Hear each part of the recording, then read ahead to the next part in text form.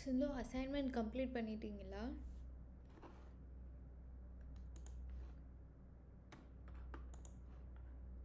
Good evening ma'am. Ma'am அந்த assignment வந்து நோட்ல டைப் பண்ண சொல்லியிருந்தீங்க. ஆமாம்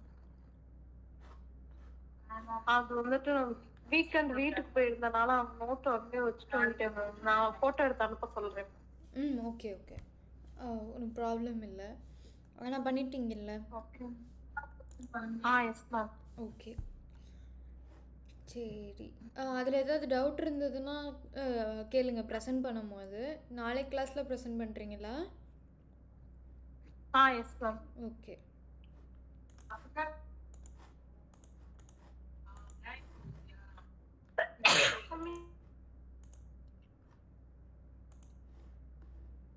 இப்போ அடுத்தது வந்து நம்ம யூசர் ஜேர்னி பார்க்கணும். ஸோ ஜேர்னி மேப்னு நம்ம ஆல்ரெடி ஜஸ்ட் இன்ட்ரொடக்ஷன் மட்டும் பார்த்துருந்தோம். இப்போ யூசரோட ஜேர்னி கம்ப்ளீட்டாக அந்த ப்ராடக்ட் யூஸ் பண்ணி பார்க்கும்போது எப்படி இருக்குங்கிறது தான் வந்து ஒரு யூசரோட ஜேர்னியாக நம்ம சொல்லுவோம். லைக் அவங்க வந்து ஃபஸ்ட்டு அந்த ப்ராடக்ட்டை பற்றி தெரிஞ்சுக்கிறாங்க, ஆப்பை பற்றி தெரிஞ்சுக்கிறாங்க, அதுக்கப்புறமா அந்த ஆப்பை ஓகே யூஸ் பண்ணி பார்க்கலாங்கிற முடிவுக்கு வராங்க. அண்ட் தென் அதில் வந்து அதாவது அவங்க என்ன பண்ணணும்னு நினைக்கிறாங்களோ அந்த ஆப்பில் அந்த டிசிஷன் எடுக்கிறாங்க. இப்போது ஒரு ப்ராடக்டை பர்ச்சேஸ் பண்ணணுன்னு நினச்சா அதை பர்ச்சேஸ் பண்ணுறாங்க, அந்த ஆக்ஷன் எடுக்கிறாங்க. அதுக்கப்புறமா அந்த எக்ஸ்பீரியன்ஸ் சரியாக இல்லைன்னா நடுவுலேயே போயிடுவாங்க. அது ரொம்ப நேரம் லோட் ஆச்சுன்னா போயிடுவாங்க. அப்படியே அந்த எக்ஸ்பீரியன்ஸ் கரெக்டாக இருந்துச்சுன்னா இருப்பாங்க. அந்த எக்ஸ்பீரியன்ஸ் தப்பாக இருக்கும்போது வந்து அவங்களுக்கு அதான் லோட் ஆகிட்டே இருக்கும்போது வந்து அவங்களுக்கு ஃப்ரஸ்ட்ரேஷன் மாதிரி கோவம் வரும். ஸோ அந்த டைமில் மேபி ட்ராப் ஆஃப் கூட ஆகலாம், யூஸரு யூஸே பண்ணாமல் கூட போயிடலாம். ஸோ அதை வந்து நம்ம இம்ப்ரூவ் பண்ணணும். இந்த மாதிரி கோவம் வர்றது, அதுக்கப்புறம் ரொம்ப சேடாக ஃபீல் பண்ணுற அந்த மாதிரி சுச்சுவேஷன்ஸ்லாம் நம்ம இம்ப்ரூவ் பண்ணுறதுக்காக தான் இந்த மாதிரி ஒரு யூசர் ஜேர்னி மேப்பே க்ரியேட் பண்ணுறோம். ஸோ அட் த எண்ட் வந்து அவங்களுக்கு என்ன மாதிரி எக்ஸ்பீரியன்ஸ் இருக்குது அப்படிங்கிறதும் ஃபுல்லாக நம்ம ஜேர்னியில் லிஸ்ட் பண்ணணும். ஸோ எதுக்காக வந்து ஒரு யூசர் ஜேர்னி பண்ணுறோம்னா அதில் என்னென்ன ஆப்பர்ச்சுனிட்டிஸ் இருக்குது, நம்ம எப்படி ஆப்பை இன்னும் பெட்டர் ஆக்கலாம், என்ன பெயின் பாயிண்ட்ஸ் இருக்குது, அது ரெண்டத்தையும் வச்சு நம்மளால் ஆப்பை வந்து இம்ப்ரூவ் பண்ண முடியும். அதுக்காக தான் ஒரு யூசர் ஜேர்னி மேப்பை க்ரியேட் பண்ணுறது. Why journey maps matter in UX. So இது வந்து ஜஸ்ட் அவங்களோட ஆக்ஷன் மட்டும் இல்லை, பட் அவங்களோட தாட்ஸ், அவங்க ஃபீலிங்ஸ், எமோஷன்ஸ் கம்ப்ளீட்டாக அந்த ஆப்பை யூஸ் பண்ணும்போது என்னென்ன மாதிரி எமோஷன்ஸ்லாம் அவங்களுக்கு இருக்குது எல்லாத்தையும் கோத்ரூ பண்ணும்போது எல்லாமே வந்து கேப்சர் பண்ணுறதுக்கு தான் ஒரு யூஎக்ஸ் ஜேர்னி மேப்பாக நம்ம க்ரியேட் பண்ணுறோம். ஸோ அவங்களோட தாட்ஸ்லாம் நம்ம அண்டர்ஸ்டாண்ட் பண்ணிக்கும் போது எப்போல்லாம் சேடாக இருக்காங்க, எப்போல்லாம் ஃப்ரஸ்ட்ரேட்டடாக இருக்காங்களோ அந்த மாதிரி எக்ஸ்பீரியன்ஸை இன்னும் ரொம்ப ஃபோக்கஸ் பண்ணி அந்த எக்ஸ்பீரியன்ஸை பெட்டர் பண்ணணும். அதுதான் ஒரு யூஎக்ஸ் டிசைனரோட பொட்டென்ஷியல். ஒரு யூஎக்ஸ் டிசைனராக நம்மளோட வேலை வந்து அதுதான் இம்ப்ரூவ் பண்ணணும் யூஸரோட எக்ஸ்பீரியன்ஸை. ஸோ ஃபஸ்ட்டு வந்து ஒரு எக்ஸாம்பிள் பார்க்கலாம். யூசர் ஜேர்னி மேப்பில் வந்து கண்டிப்பாக இந்த 5 ஸ்டெப் இருக்கும். ஃபஸ்ட் என்னென்னா அவேர்னஸ். இந்த எக்ஸாம்பிளில் வந்து Jane realises her headphones have poor sound quality. First வந்து நம்ம ப்ராப்ளம் என்ன அப்படிங்கிறத நம்ம உணரணும். ஓகேவா? ஃபஸ்ட்டு அந்த ரியலைஸ் பண்ணுறது தான் ஃபஸ்ட்டு. ஓகே, எனக்கு வந்து இப்போ நான் ஒரு ஹெட்ஃபோன் யூஸ் பண்ணிகிட்ருக்கேன், அந்த சவுண்ட் குவாலிட்டி வந்து அந்த அளவுக்கு பெட்டராக நல்லா இல்லை, ரொம்ப ஹெவியாக இருக்க மாதிரி இருக்குது சவுண்ட் குவாலிட்டி ஹெட்ஃபோன் யூஸ் பண்ணுறதுல. அப்போ வந்து என்னோடய எமோஷன் எப்படி இருக்கும்னா, ஒரு நல்ல சவுண்ட் கேட்கணும், பெட்டரான சவுண்டு கேட்கணும் அப்படிங்கிற மாதிரி நான் ஃபீல் பண்ணுவேன். அப்போ எனக்கு வந்து கோவம் இருக்கும். லைக் இப்போ வந்து வேறு ஒரு கண்ட்ரி போகிறோம், யூஎஸ் போயிட்டு அங்கே வந்து ஃபேனே இல்லை, வெறும் ஏசி மட்டும்தான் இருக்குது அப்படின்னா அவன் எப்படி ஹெட் பாத் எடுத்ததுக்கப்புறமா எப்படி அது வந்து ஹேர் ட்ரை பண்ண முடியும்? ஸோ கண்டிப்பாக ஹேர் ட்ரையர் இருக்கணும்ல. ஸோ அது வந்து நம்ம ரியலைஸ் பண்ணுறோம், அண்ட் தென் அது ஃப்ரஸ்ட்ரேஷனாக இருக்குது அந்த ப்ராடக்ட் நம்மக்கிட்ட இல்லைங்கிறது. ஸோ வந்து ஒரு ஹேர் ட்ரையர் வாங்கணுங்கிறது வந்து ஒரு டிசைராக இருக்குது, அவங்களுக்கு ஒரு ஆசையாக இருக்குது. ஸோ அந்த டைமில் அவங்க வந்து கம்ஃபர்ட்டும் எதிர்பார்ப்பாங்க. அதனால் அது வந்து ஒரு பெயின் பாயிண்ட். அவங்க வந்து அது கஷ்டமான சுச்சுவேஷனாக அவங்க ஃபேஸ் பண்ணுறாங்க. ஸோ இது வந்து அவங்களுக்கு ஒரு pain point, discomfort. Okay, first வந்து அது வேணும் அப்படிங்கிறதே அப்போ தான் ரியலைஸ் பண்ணுறாங்க. அதுக்கப்புறமா இந்த ஹெட்ஃபோன் எக்ஸாம்பிளில் நாய்ஸ் கேன்சலேஷன் ஹெட்ஃபோன் எல்லாம் நெட்டில் ரிசர்ச் பண்ணி பார்க்குறாங்க. ஸோ அந்த மாதிரி பார்க்கும்போது நிறையா சாய்ஸஸ் இருக்குது. நாய்ஸ் கேன்சலேஷன் ஹெட்ஃபோனு நெட்டில் போட்டால் நிறையா வரும், ஆப்ஷன்ஸ் நிறையா இருக்குது.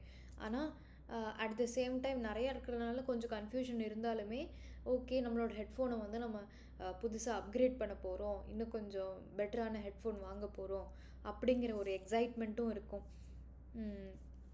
அப்போ ஒரு யூஸராக என்ன பண்ணுவாங்க, என்னென்னலாம் பார்ப்பாங்க, வெப்சைட்டு கூகுளில் சர்ச் பண்ண உடனே நிறைய வெப்சைட் வரும், அதில் ரிவ்யூ பார்ப்பாங்க, பிராண்டு வெப்சைட்ஸ் பார்ப்பாங்க, அப்புறம் டிஸ்கஷன் பண்ணியிருப்பாங்கல்ல மற்றவங்கெல்லாம், அந்த ஃபோரம் எப்படி டிஸ்கஸ் பண்ணியிருக்காங்கங்கிற டிஸ்கஷன்ஸ் எல்லாம் பார்ப்பாங்க, யார் எதை நல்லா சொல்லியிருக்காங்க, எந்த ஹெட்ஃபோன் நல்லாயிருக்கும் அப்படிங்கிற ரிசர்ச் பண்ணிகிட்ருக்காங்க. ஓகே, ஸோ இந்த டைமில் வந்து நம்ம கன்சிடர் பண்ணுறோம் எந்த ஹெட்ஃபோன் வாங்கலாம், எது நல்லாயிருக்கும் எது நல்லா இல்லை அப்படின்னு. அதுக்கப்புறமா ஒரு முடிவுக்கு வந்துடலாம். லைக் இதுதான் வந்து டாப் ரேட்டடான மாடல், இந்த பிராண்ட் வெப்சைட்டில் இருந்து நம்ம வாங்கலாம் அப்படின்னு.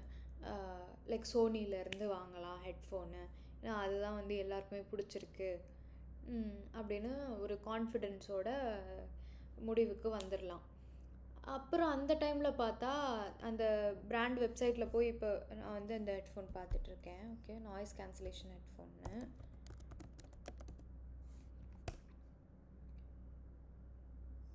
நான் ஃபஸ்ட்டு வந்து அவேர்னஸ் இருக்குது, அதுக்கப்புறமே இப்போ கன்சிடரேஷன் ஸ்டேஜில் இருக்கேன். ஸோ இதெல்லாம் கன்சிடர் பண்ணலாம். இப்போ எல்லாமே இருக்குது, நிறைய சாய்ஸஸ் இருக்குது. ஓகே, ஓவர்வெல்மிங்காக இருக்குது, நிறைய இருக்குது, அது ப்ராசஸ் பண்ண முடியல.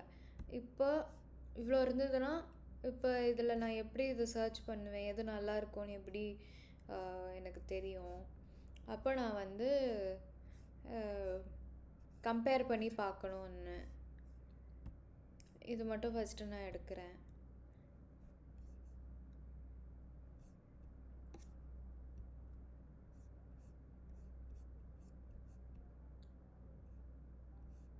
இப்போ இதில் வந்து ரிவ்யூஸ் எல்லாம் அவங்களே கம்பேரிசன் கொடுத்துருக்காங்க மூணுத்துக்கு. என்ன மாதிரி ரிவ்யூஸ் கொடுத்துருக்காங்கங்கிறத பார்க்குறோம். இதுதான் ரொம்ப நல்லா இருக்குன்னு எல்லோரும் சொல்லியிருக்காங்க, அண்ட் அதோட ரிவ்யூ பார்க்குறோம். அப்புறம் இன் டீட்டெயில்டாக அதை பார்க்கலாம், இந்த பர்டிகுலர் ப்ராடக்டை. அதில் ஸ்பெக்ஸு எல்லாம் பார்த்துட்டு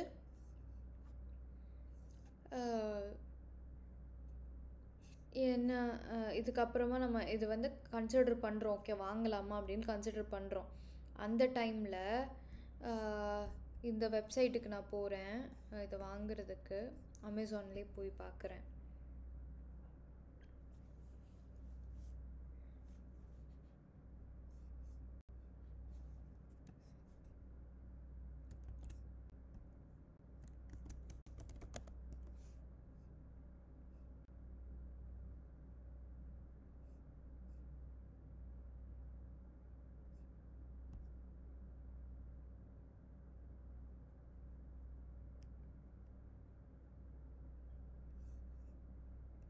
ஓகே, இது வந்து 22,990 போட்டிருக்கு. அதில் வந்து இதை நான் வந்து ஆட் டு கார்ட் கொடுக்குறேன். கொடுத்ததுக்கப்புறம் இப்போ வந்து எனக்கு எக்ஸ்ட்ராவாக 59 போட்டிருக்கான். இது வந்து ஹிடன் சார்ஜஸாக இந்த இடத்துல வருது. நான் வந்து வெறுமனே 29,990 தான் வரும்னு நினச்சா, நான் எக்ஸ்ட்ராவாக வேறு போட்டிருக்கான். அது வந்து நம்ம இங்கே வந்ததுக்கப்புறமா தான் தெரியுது அது எதுக்காக போட்டிருக்கான் அப்படிங்கிறது. நம்ம கிளிக் பண்ணி பார்த்த உடனே தெரியுது. ஸோ இப்போ வந்து எனக்கு ஒரு ஓகே, நான் இந்த ப்ரைஸ் தான் இருக்கும்னு நினச்சேன், இதை விட எக்ஸ்ட்ராவாக இருக்குது அப்படிங்கும் போது எனக்கு திரும்ப ஃப்ரஸ்ட்ரேஷன் வரும். அது என்னோட இன்னொரு emotion. Okay, hidden charges are check out friction. So இந்த இடத்துல வந்து செக் அவுட் பண்ணும் போதே ஏதோ ஒரு ஆட் வருது அப்படின்னா கூட எனக்கு வந்து அந்த இடத்துல திரும்ப ஃப்ரஸ்ட்ரேஷன் தான் வரும். ஒரு நல்ல எக்ஸ்பீரியன்ஸாக இருந்திருக்காது எனக்கு. இந்த இடத்துல உடனே இந்த சார்ஜஸ் காட்டாமல், ப்ரைஸ் டீட்டெயில்ஸ் காட்டாமல் ஆட் வந்துருந்துச்சுன்னா.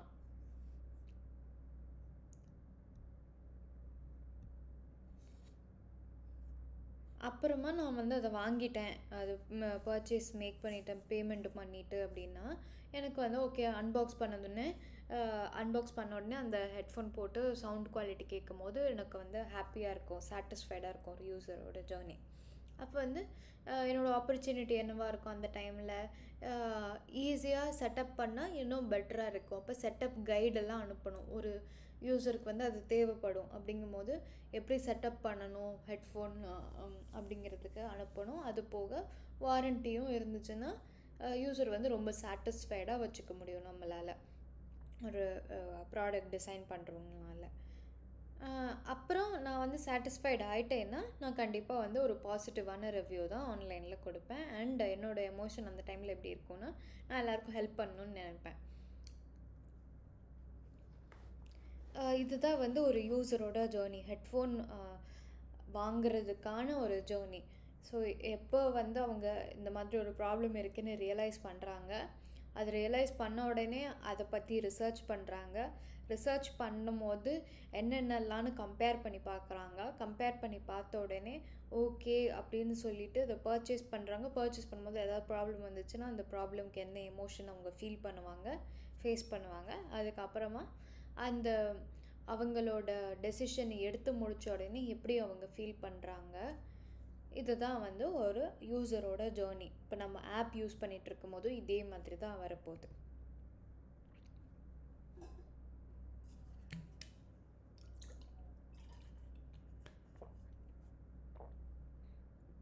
இப்போ இந்த இடத்துல பார்த்தா ஃபஸ்ட்டு வந்து ஓல்டு ஹெட்ஃபோன் யூஸ் பண்ணிகிட்ருக்காங்க ஜேன். அப்போ வந்து அவங்க இன்னும் நல்ல ஹெட்ஃபோன் வேணும் அப்படின்னு நினைக்கிறாங்க, ஏன்னா இதோட சவுண்ட் குவாலிட்டி நல்லாவே இல்லை.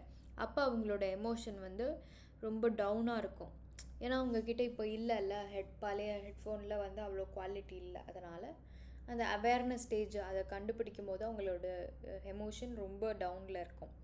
அதுக்கப்புறமா அவங்க வந்து மற்ற ஹெட்ஃபோன்ஸ் எல்லாம் நெட்டில் சர்ச் பண்ணி பார்க்கும் போது ஓகே நிறைய சாய்ஸஸ் இருக்குது, ஆனால் நம்மளுக்கு ஒரு பெட்டரான ஹெட்ஃபோனும் கிடைக்கும் அப்படிங்கன்னு நினச்சி பார்க்கும்போது ஓகே மிக்ஸ்டாக நியூட்ரலான ஃபீலிங் இருக்குது. ரொம்ப ஹாப்பியாகவும் இல்லை, ரொம்ப சேடாக ஃப்ரஸ்ட்ரேட்டடாகவும் இல்லை, ஓகேவாக இருக்குது. ஏன்னா ரெண்டு பக்கமும் நல்லதும் இருக்குது கெட்டதும் இருக்குது. அவங்களுக்கு நிறையா இருக்கிறது வந்து புரியாமல் இருக்கிறது, நிறைய சாய்ஸஸ் இருக்கனால அவங்களுக்கு ஒன்றும் புரியாமல் இருக்குது.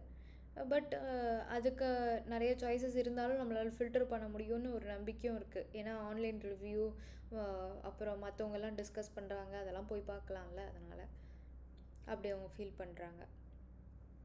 அதுக்கு அடுத்தது வந்து டிசிஷன் எடுக்கணும். அவங்க ஏதாவது ஒரு ஹெட்ஃபோன் வாங்கணுங்கிறது டிசிஷன் எப்படி அதை டிசிஷன் எடுக்கிறாங்க, ரிவ்யூஸ் எல்லாம் பார்த்து, பிராண்டில் இருக்க ஸ்பெக்ஸ் எல்லாம் பார்த்து, எல்லா ஸ்பெசிஃபிகேஷன்ஸும் பார்த்து, ஃபீச்சர்ஸ்லாம் அனலைஸ் பண்ணி அவங்க ஒரு டிசிஷன் எடுக்கிறாங்க.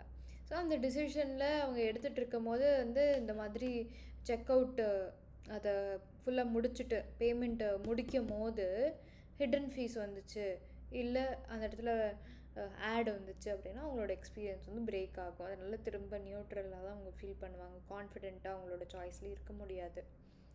அதுக்கப்புறம் ஹெட்ஃபோன் வந்துருச்சு, பேமெண்ட்லாம் முடித்ததுக்கப்புறம்னா ஷீல் பி சாட்டிஸ்ஃபைடு அண்ட் அவங்களோட சாய்ஸ் வந்து கரெக்ட் தான் அப்படின்னு அவங்களுக்கு ஒரு நம்பிக்கை வரும். அதுக்கப்புறம் அவங்க வந்து மற்றவங்களுக்குலாம் ஹெல்ப் பண்ணலான்னு சொல்லிட்டு எல்லாருக்கும் ஆஃப்டர் த பர்ச்சேஸ் அவங்க வந்து பாசிட்டிவான ரெஸ்பான்ஸு எல்லாருக்கும் நெட்டில் ஷேர் பண்ணுவாங்க. So she will be satisfied after that. இதுதான் வந்து ஒரு கம்ப்ளீட் யூஸரோட journey while buying a headphone.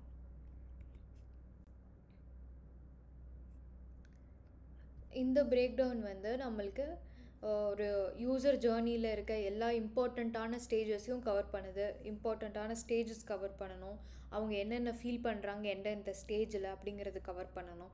ஹாப்பியாக இருக்காங்களா, சேடாக இருக்காங்களா, ஃப்ரஸ்ட்ரேட்டடாக இருக்காங்களா, கன்ஃபியூஸ்டாக இருக்காங்களா, அந்த மாதிரி எல்லாமே கவர் பண்ணணும், எந்த ஸ்டேஜில் எந்த மாதிரி இருக்காங்க அப்படின்னு.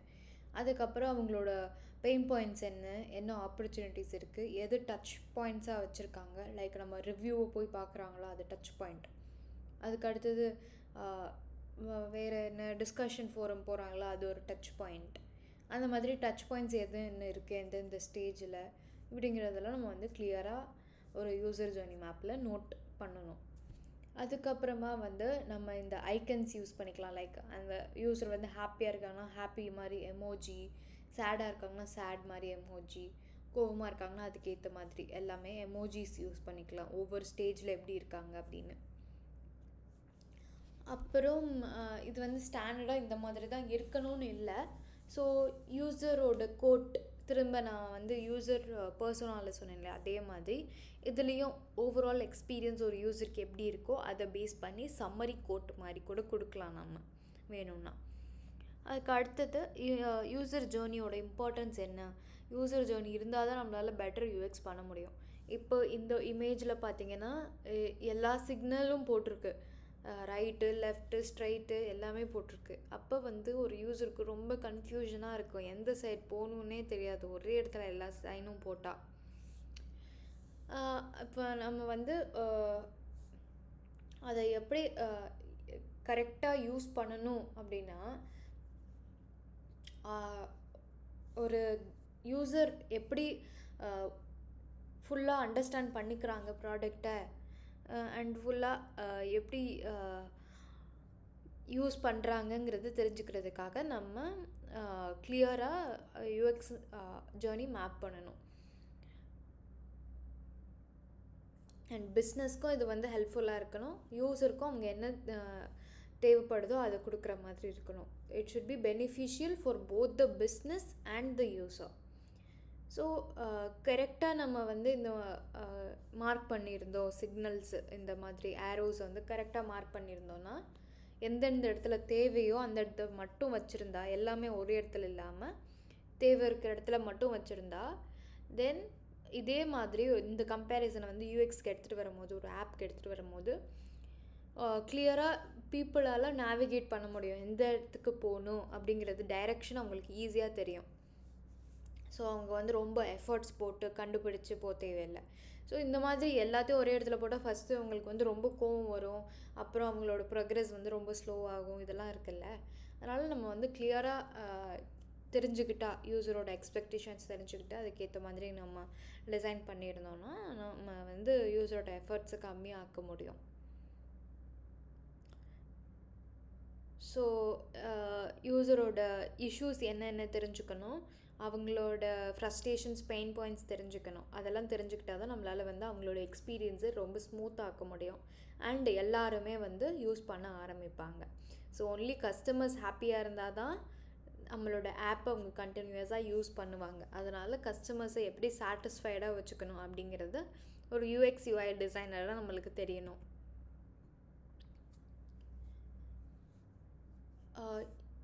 ஏன் வந்து இந்த யூசர் ஜேர்னி மேப்பிங் நமக்கு தேவை, நம்மளோட டீமுக்கு லைக் யூஎக்ஸ் யூஐ டிசைனருக்கு தேவை அப்படின்னு பார்க்கலாம். ஸோ இந்த டூலை வச்சு தான், யூஎக்ஸ் மேப்பை வச்சு தான் நம்மளால் வந்து ஒரு யூஸரோட எக்ஸ்பீரியன்ஸை இன்னும் இம்ப்ரூவ் பண்ண முடியும். அதனால் நம்ம வந்து கண்டிப்பாக இந்த யூஎக்ஸ் ஜேர்னி மேப் பண்ணணும். இதுக்கு வந்து நம்ம டிஃப்ரெண்ட் டிபார்ட்மெண்ட்ஸில் இருந்து பார்ட்டிசிபென்ட்ஸை கூப்பிடலாம், அவங்களோட அண்டர்ஸ்டாண்டிங் எப்படி, அவங்களோட பாயிண்ட் ஆஃப் வியூ எப்படி அப்படின்னு தெரிஞ்சுக்கிறதுக்காக. ஸோ நிறைய பேர் இந்த டீமில் வந்து இன்வால்வ் ஆகி அவங்க ஒரு யூஸரோட வியூவில் இருந்து சொன்னாங்க அப்படின்னா நம்மளுக்கு அந்த ரியல் டேட்டா கிடைக்கும் போது நம்மளால் கண்டிப்பாக அந்த எக்ஸ்பெக்டேஷன்ஸை மீட் பண்ண முடியும். ஸோ ரியல் யூஸர்ஸை கேட்டு அவங்கள பற்றி தெரிஞ்சுக்கிட்டு நம்ம இந்த யூசர் ஜேர்னி மேப்பை ஸ்டார்ட் பண்ணணும். ஸோ நம்ம வந்து யூஸர்கிட்ட பேசும்போது நம்மளால் இன்ஃபர்மேஷன் தெரிஞ்சுக்க முடியும் இல்லையா. அதே மாதிரி அந்த சர்வேலாம் நம்ம கண்டக்ட் பண்ணோம், அந்த UX interview, qualitative analysis, quantitative analysis, இதெல்லாம் பண்ணும் போதே நம்மளுக்கு வந்து ஒரு ஐடியா கிடைக்கும். அதெல்லாம் யூஸ் பண்ணி தான் நம்ம வந்து இந்த ஜேர்னி மேப்பை க்ரியேட் பண்ணணும். ஸோ அந்த சர்வே மெத்தடில் ரெஸ்பான்சஸ் வந்து வர ஆரம்பிச்சிருச்சா சிந்து?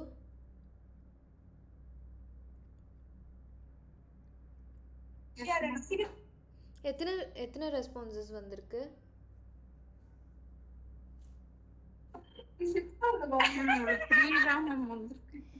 அதுல ஒரு 5 மெம்பர்ஸ் பண்ணிருந்தாங்க. அதுல 2 பேர் அதுல 2 பேர் அதுல 2 சரியாக கேட்கல. மேம் அதுல 2 பேர் வந்துட்டு ஒழுங்கா ரெஸ்பான்ஸ் பண்ணாம ஆன்சர் பண்ணாம. ஓகே, அப்போ நீங்கள் இன்னும் கொஞ்சம் பேர்கிட்ட கொடுக்க ட்ரை பண்ணுங்கள். இன்னும் கொஞ்சம் ரெஸ்பான்சஸ் கலெக்ட் பண்ணுங்கள். Okay ma'am.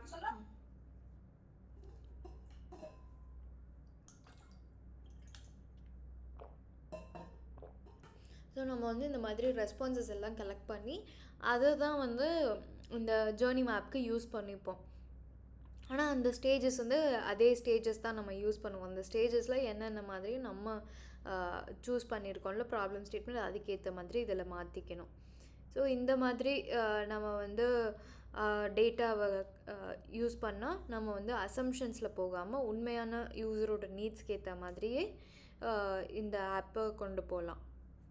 ஸோ யூசர்ஸ் நம்ம ஆப்பில் இன்ட்ராக்ட் பண்ணும்போது எப்படி அவங்களுக்கு இருக்கும் அப்படிங்கிறது நமக்கு தெரியும். ஸோ இது வந்து எல்லாருமே சேர்ந்தும் பண்ணலாம். லைக் ஒரு டீமில் வந்து மார்க்கெட்டிங், சேல்ஸ், கஸ்டமர் சர்வீஸ் எல்லாருமே இருப்பாங்கள்ல. ஸோ அவங்க அந்த மாதிரி டீம் மெம்பர்ஸ் எல்லாம் கூட்டிகிட்டு வந்து அவங்க கூட சேர்ந்து இந்த ஜேர்னி மேப்பும் பண்ணலாம். இந்த கம்பெனியில் இருக்கும்போது அந்த மாதிரி பண்ணலாம். But as a solo UX UI designer, you will have to think from the point of user's view by the way of analyzing the responses that you got in survey method. How often should you employ user journey mapping? So எப்போ நம்ம user journey mapping பண்ணணும்னா ஒரே ஒரு வாட்டி தான் பண்ணணும் அப்படின்லாம் இல்லை. ஸ்டார்டிங் ஆஃப் த ப்ராஜெக்டில் மட்டும்தான் பண்ணணும்னு இல்லை. நீங்கள் அந்த ஒன்ஸ் அந்த ஜேர்னி மேப் பண்ண உடனே எப்பப்பெல்லாம் இந்த ப்ராடக்டில் அப்டேட் வருதோ, அந்த ஆப்பில் வந்து எப்பப்பெல்லாம் ப்ராஜெக்ட் அப்டேட் பண்ணிகிட்ருக்கீங்களோ அப்போல்லாம் வந்து திரும்ப இன்னொரு வாட்டி இந்த ஜேர்னி மேப்பையும் அப்டேட் பண்ணணும். ஸோ இது வந்து ஒரு கண்டினியூஸ் ப்ராசஸாக தான் இருக்க போகுது. எப்போ வந்து யூஸரோட நீட்ஸும் அவங்களோட தேவையும் ப்ரிஃபரன்சஸ் எல்லாம் சேஞ்ச் ஆகிட்டே இருக்கோ அந்த டைம்லலாம் நம்மளும் இம்ப்ரூவ் பண்ணிகிட்டே இருக்கணும். இந்த ப்ராடக்ட் இம்ப்ரூவ் பண்ணுறதுக்காக அவங்களோட ஜேர்னி மேப்பிங்கும் மாற்றிக்கிட்டே இருக்கணும். அப்போ தான் நம்ம வந்து அப்டேட்டடாக இருக்க முடியும் மார்க்கெட்டில். ஒரு யூசர் ஜேர்னி மேப் எப்படி பில்ட் பண்ணணும் அப்படிங்கிறது பார்க்கலாம். ஸோ ஃபஸ்ட்டு வந்து இந்த ஸ்டேஜஸ், என்னென்ன ஸ்டெப்ஸ்லாம் ஒரு யூசர் கோ த்ரூ பண்ணுவாங்க. அவேர்னஸ், கன்சிட்ரேஷன், டெசிஷன், அப்புறம் போஸ்ட் பர்ச்சேஸ் எப்படி இருக்கும் அப்படிங்கிறது எல்லாமே இருக்குது ஸ்டேஜஸ். ஸோ ஒவ்வொரு ஸ்டேஜ்லேயும் யூசர் என்ன மாதிரி ஃபீலிங்ஸ் ஒரு எமோஷன்ஸ் அவங்க எக்ஸ்பீரியன்ஸ் பண்ணுவாங்க. அதான் நான் சொன்னேன்ல, எல்லா kind of emotions and feelings அவங்களுக்கு இருக்கும் ஒவ்வொரு ஸ்டேஜ்லேயும். அதில் என்ன ரொம்ப டாமினண்ட்டாக இருக்கோ அதை நம்ம எழுதுவோம், லைக் அந்த எமோஜி வழியாக. அண்ட் அதுக்கப்புறமா பெயின் பாயிண்ட்ஸ், அதான் வந்து என்ன கைண்ட் ஆஃப் ஸ்ட்ரகிள்ஸ் ஒரு சேலஞ்சஸ் அவங்க ஃபேஸ் பண்ணுறாங்க while they are going through the entire process of the application. Okay, so அந்த ஆப்பில் போய்ட்டு இருக்கும்போது அவங்க என்ன மாதிரி ஸ்ட்ரகிள்ஸ் ஃபேஸ் பண்ணுறாங்கங்கிறதையும் எழுதணும். அதுக்கப்புறம் யூஸரோட தாட்ஸ், லைக் அவங்க என்ன ஃபீல் பண்ணுறாங்க ஒவ்வொரு ஸ்டெப்லேயும் ஒவ்வொரு ஸ்டேஜ்லேயும் அப்படிங்கிறதையும் maybe if we want we can add. அப்புறம் யூஸரோட இன்ட்ராக்ஷன், லைக் அதான் டச் பாயிண்ட்ஸ் நான் சொன்னேன்ல. ஸோ என்ன அந்த ஸ்டேஜில் அவங்க என்ன கிளிக் பண்ணுறாங்க ஆர் என்ன டிசிஷன் எடுக்கிறாங்க அப்படிங்கிறது ஆக்ஷன். இதெல்லாம் சேர்ந்தது தான் வந்து ஒரு யூசர் ஜேர்னி மேப். ஸோ நம்ம பர்சோனா எடுத்திருக்கோம்ல, அந்த பர்சோனாவை தான் வந்து நம்ம ஆக்டர்னு சொல்லுவோம். ஸோ அந்த பர்சோனாவை வச்சு யூசர், அவங்க தான் யூசர், ஸோ அவங்கள வச்சு நம்ம இந்த ஜேர்னி மேப்பை க்ரியேட் பண்ணுவோம். ஸோ அதுலேயும் வந்து சினாரியோ, லைக் அந்த பர்சோனா என்ன ட்ரை பண்ணுறாங்க, என்ன அவங்களோட மெயின் கோல் இந்த ஆப்பில் அப்படிங்கிறத நம்ம தெரிஞ்சுக்கணும். அப்போ தான் வந்து அவங்க என்ன எக்ஸ்பெக்டேஷன், அதில் அவங்க என்ன அச்சீவ் பண்ண ட்ரை பண்ணுறாங்கன்னு நம்மளால் புரிஞ்சுக்க முடியும். ஸோ இதெல்லாம் தான் வந்து ஃபேஸஸ். ஸோ இந்த ஃபேஸஸில் வந்து ரெஜிஸ்ட்ரேஷன், ட்ரைனிங் இதெல்லாம் வந்து ஒரு ஆப்புக்கு ஸ்பெசிஃபிக்காக இருக்குது. பட் நம்ம வந்து ஜென்ரலாக அந்த டெம்ப்ளேட்டோடையே போகலாம். ஸோ அந்த டெம்ப்ளேட் நான் ஷேர் பண்ணுறேன். அதான் அவேர்னஸ், கன்சிடரேஷன், டெசிஷன். அதுலேயே போகலாம். அப்புறம் உங்கள் தாட்ஸ் அண்ட் எமோஷன்ஸ் லைக் எக்ஸைட்மெண்ட்டாக இப்போ வந்து எந்த மாதிரி ஸ்டேஜில் அவங்க எக்ஸைட்டடாக ஃபீல் பண்ணுவாங்க, ஸ்ட்ரெஸ்டாக ஃபீல் பண்ணுவாங்க அப்படிங்கிறத நம்ம ஜாட் டவுன் பண்ணணும்.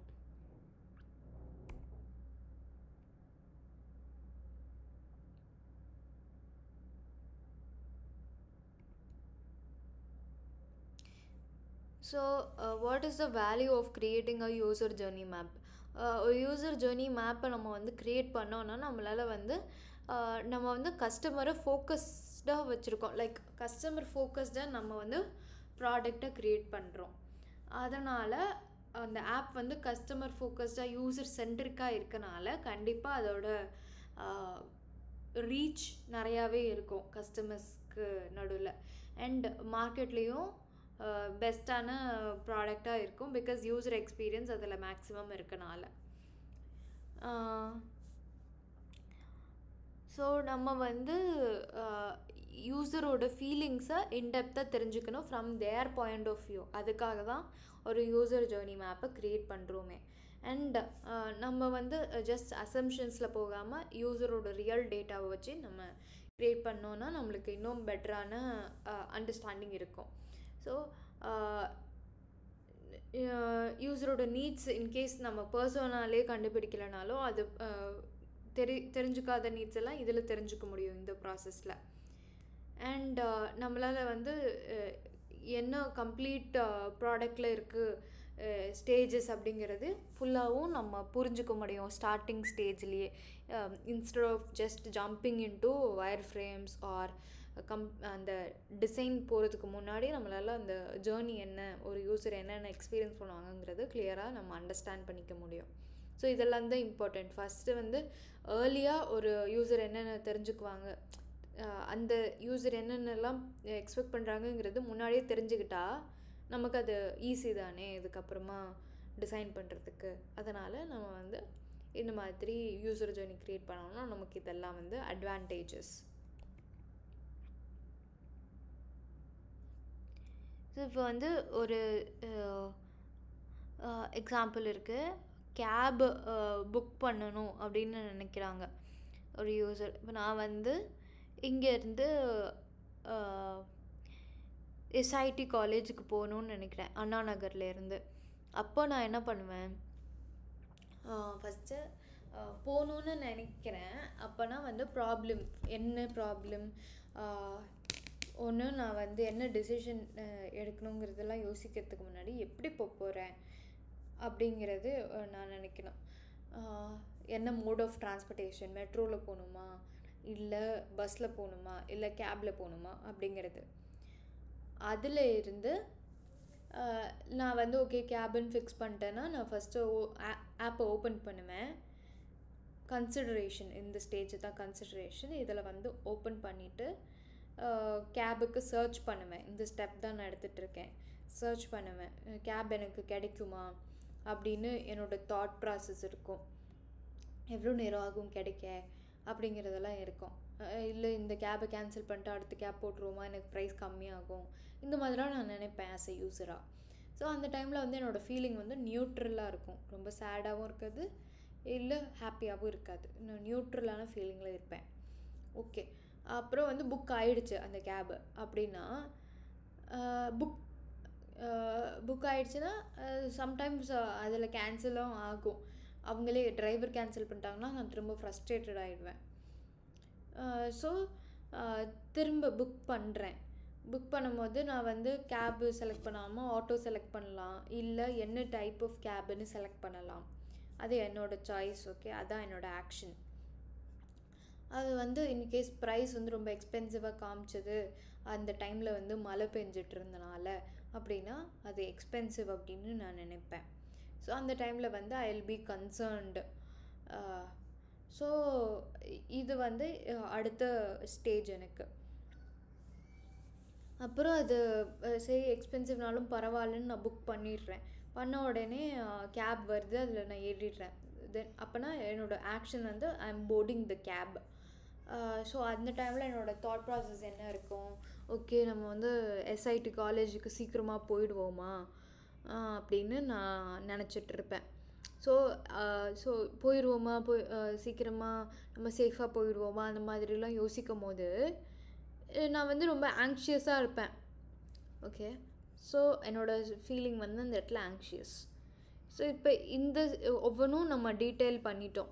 இந்த மாதிரி ஒரு யூசர் ஜேர்னி க்ரியேட் பண்ணிட்டோம். இதெல்லாம் தான் step, action and thought, feeling. Okay, so இப்போ வந்து இது பண்ணிட்டதுக்கப்புறமா இது நமக்கு கடைசியாக எப்படி இது ஹெல்ப்ஃபுல்லாக இருக்க போகுதுங்கிறதையும் நான் இப்போ சொல்கிறேன். பட் இது இப்போவே யோசிக்க வேண்டாம், பண்ணும் போதே யோசிக்க தேவையில்லை. பட் ஜஸ்ட் ஃபார் அண்டர்ஸ்டாண்டிங், ஏன் இதை பண்ணுறோன்னு தெரிஞ்சுக்கிறதுக்காக சொல்கிறேன். will I reach on time, இல்லை will I safely reach the place அப்படின்னு நான் இந்த இடத்துல என்னோடய தாட் ப்ராசஸ் இருந்துச்சுன்னா, சேஃபாக ரீச் ஆகணும்னு இந்த இடத்துல யூசர் நினைக்கிறாங்க அப்படிங்கிறது ஒரு டிசைனராக நான் தெரிஞ்சுக்கிறேன். ஓகே, சேஃபாக ரீச் ஆகணும்னு அவங்க நினைக்கிறாங்கன்னா அப்போ இந்த இடத்துல ஒரு எமர்ஜென்சி SOS வைக்கலாம். அப்போ தான் இல்லை இன்னொன்று ஒரு ஃபீச்சர் கூட எடுத்துகிட்டு வரலாம். என்னென்னா நம்ம ரைட் ஷேரிங்கை வந்து நம்மளோட ஃப்ரெண்ட்ஸ் அண்ட் ஃபேமிலிக்கு ஷேர் பண்ணலாம். அந்த மாதிரி நான் 2 ஃபீச்சர் யோசிப்பேன், இந்த ஜேர்னி மேப்பை பார்த்து யோசிப்பேன். இல்லை இந்த கேப் செலக்ட் பண்ணுற இடத்துல வந்து கார் பூலிங்னு ஒரு ஆப்ஷன் இருக்கும். லைக் வேறு யாராவது ஒரு ஆள் இல்லை 2 பேர் வந்து அதே இடத்துக்கு SITக்கே புக் பண்ணியிருக்காங்க கேப்னால் அவங்களோட ஷேர் பண்ணி ஒரே வெஹிக்கிளில் போகிற மாதிரி. ஸோ அந்த மாதிரி ஆப்ஷன் கூட நான் இந்த இடத்துல வேணும்னா இன்ட்ரடியூஸ் பண்ணலாம். ஸோ இந்த மாதிரி ஒரு யூசர் ஜேர்னி மேப் இருந்துச்சுன்னா நம்மளுக்கு வந்து இந்த தாட்டை வச்சு இல்லை என்ன நினைக்கிறாங்கங்கிறத வச்சு நம்ம அந்த ப்ராசஸை இன்னும் கொஞ்சம் சிம்பிளிஃபை பண்ணலாம். புரியுதா? Yes ma'am. ஓகே, ஸோ நம்ம வந்து இதை என்ன ஃபஸ்ட்டு எடுக்க போகிறோன்னா, ஃபஸ்ட்டு ஒரு பேசிக்கான பர்சனை முன்னாடியே பண்ணிட்டோம்ல, அந்த பர்சனை வச்சு என்னென்ன ஸ்டெப் அவங்க எடுக்கணும், என்னென்ன ஆக்ஷன் எடுத்துகிட்ருக்காங்க அந்த ஆப்பில், நம்ம ஆப்பு ப்ராப்ளம் ஸ்டேட்மெண்ட் சூஸ் பண்ணியிருக்கோம்ல அதில், அப்புறம் அவங்களோட தாட் ஒவ்வொரு ஆக்ஷன்லையும் என்ன மாதிரி இருக்குது, ஸோ என்ன எமோஷன்ஸ் ஃபீல் பண்ணுறாங்க. அதுக்கப்புறமா வந்து இதெல்லாம் நோட் பண்ணிட்ட உடனே இது வந்து பேப்பர் பென்லேயும் பண்ணலாம், இல்லை ஃபிக்மாலேயும் பண்ணலாம். அதுக்கு ஃபிக்மாவோட டெம்ப்ளேட் தான் நான் ஷேர் பண்ணுறேன் வாட்ஸ்அப்பில். Okay ma'am.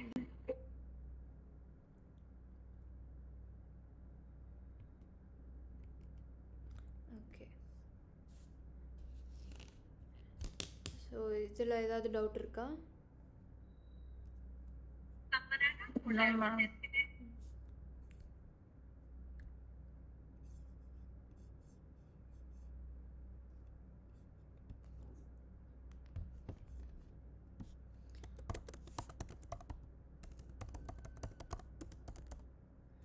ஓகே, இப்போ வந்து நம்ம நாளைக்கு என்ன பண்ண போகிறோம் கிளாஸ்லனா, ஆல்ரெடி பண்ண காம்படேட்டர் அனாலிசிஸும் யூசர் பர்சனாவும் ரிவ்யூ பண்ணணும். உங்கள் 2 பேரோடது இன்றைக்கி அபிராமி வரல, ஸோ நாளைக்கு 2 பேரோடதுமே சேர்த்து ரிவ்யூ பண்ணிடலாம். அது பண்ணதுக்கப்புறமா நீங்கள் யூசர் ஜேர்னி ஸ்டார்ட் பண்ணுங்கள். நீங்கள் பண்ணுங்கள் சிந்து, இன்றைக்கி ஸ்டார்ட் பண்ணிவிடுங்க. ஸோ நாளைக்கும் உங்களுக்கு டைம் இருக்கும், நாளான்னைக்கு சப்மிட் பண்ணலாம். ஏன்னா அபிராமி வரல, ஸோ அவங்களுக்கு தெரியாது இன்றைக்கி கிளாஸ் என்ன நடத்தணும்னு. ஸோ 27th சப்மிட் பண்ணுற மாதிரி பார்த்துக்கலாம் user journey map. Okay ma'am.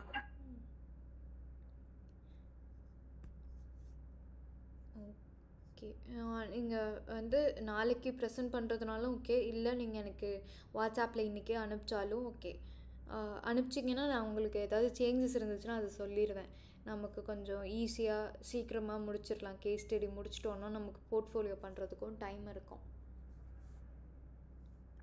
Okay ma'am, today அனுப்புகிறேன் மேம். ஓகே ஓகே, வேறு ஏதாவது டவுட்னா நீங்கள் வாட்ஸ்அப்பில் கூட கேளுங்க. நாளைக்கு கிளாஸில் பார்க்கலாம். பாய் பாய், தேங்க்யூ. Bye ma'am.